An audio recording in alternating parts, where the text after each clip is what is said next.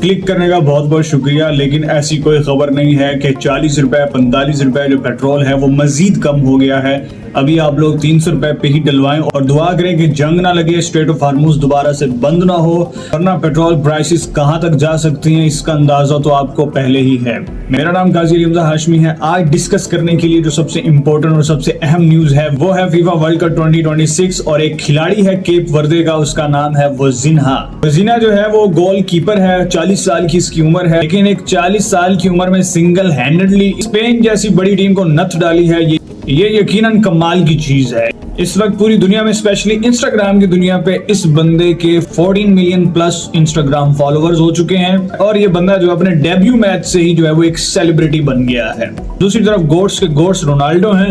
Ronaldo को इस वक्त मेसी के फैंस जो हैं बहुत ज्यादा ट्रोल कर रहे हैं और मेसी के फैंस को रोनाल्डो के फैंस ट्रोल कर रहे हैं। आपस में इनकी ट्रोलिंग लगी हुई है। लेकिन फीफा वर्ल्ड कप की ट्रोलिंग के अलावा डोनाल्ड ट्रंप भी किसी को ट्रोल कर रहे हैं। ट्रंप जो है उसने G7 समिट के बाद ये क्लेम किया कि जो जॉर्ज मेलोनी है वो उनके साथ तस्वीर बनवाने के लिए बहुत ही ज्यादा बेताब थी। इस पर विदिन 24 आवर्स मेलोनी का रिप्लाई आता है और मेलोनी बताती है कि भाई मुझे तुम्हारे साथ तस्वीर खिंचवाने का कोई शौक नहीं है। ये जो नैरेटिव तुमने बिल्ड किया है कि मैं तुम्हें इतना अहम समझती हूँ, मैं तुम्हें दोस्त समझती थी, लेकिन मेरी पॉपुलैरिटी का, मेरी इमेज का तुमसे कोई लेना देना नहीं है, बल्कि मेरे मुल्क से लेना देना है। मैं अपने मुल्क की रिप्रेजेंटेटिव हूँ। मेलोनी के इस जवाब के बाद ट्रंप रुका नहीं, बल्कि ट्रंप ने कमबैक किया और कहा कि मेलोनी जो है वो उससे दोस्ती करना चाहती है, लेकिन अब दोस्ती नहीं हो सकती। तो ये एक बड़ी दिलचस्प ट्रोलिंग चल रही है इन दोनों पॉलिटिशियंस के दरमियान। इस मामले पे ज्यादा सर खपाने की जरूरत नहीं है क्योंकि पॉलिटिशियंस इस तरह की हरकतें करते हैं ताकि जो एक्चुअल इशू है उनसे अवाम की नजर को हटाया जा सके, इस तरह के प्रोपेगेंडे करके मीडिया को, सोशल मीडिया को कंट्रोल किया जा सके। एक्चुअल इशू इस वक्त क्या है? सबसे एक्चुअल इशू जो है वो बैरूत है। बैरूत के अंदर जारी इसराइल के मजालिम है।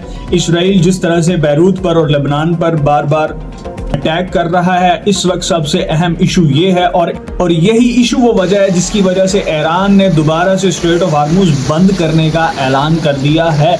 लेकिन इस ऐलान के बावजूद अमेरिकन सोर्सेज ये बता रहे हैं कि हमारे जो शिप्स हैं इनमें ऑयल की ट्रेडिंग हो रही है, वो बाहिफाजत तरीके से स्ट्रेट ऑफ हार्मूज से गुजर रहे हैं। स्ट्रेट ऑफ हार्मूज खुला हुआ है। दो नैरेटिव हैं जो कि इस वक्त हमारे सामने है। ये आपकी मर्जी है, ये आपका फैसला है कि आप किसको सच समझें और किसको झूठ समझें। पिछले 24 घंटों में एक लव स्टोरी भी है जो कि आपसे डिस्कस करना बहुत जरूरी है। बड़ी सैड एंडिंग है।